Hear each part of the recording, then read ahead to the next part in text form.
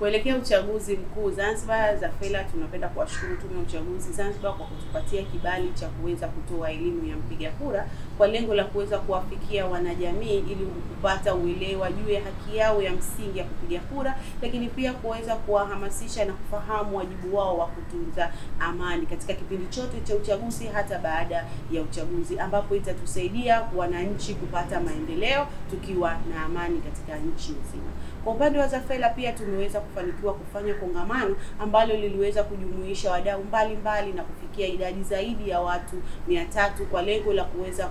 kuhamasishana amani, lakini pia kumhamasisha mwanamke atambue umuhimu wa haki yake ya kupiga kura, lakini pia umuhimu wa kuhamasisha amani katika mazingira ambayo yanamzunguka. Kongamano hili pia liliweza kutusaidia kukutana na vijana ambao nao tuliweza kuwahamasisha na kuzungumza nao na kubadilishana mawazo kwa lengo la kuweza kutunza amani katika kipindi chote hichi cha uchaguzi na hata baada ya uchaguzi.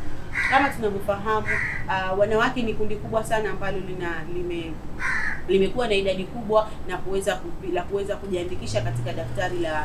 la kupiga kura, lakini pia tunawahamasisha wanawake nao wajitokeze kwa wingi kwa lengo la kuweza kwenda kupiga kura kama ni haki yao ya msingi, bila ya hofu, bila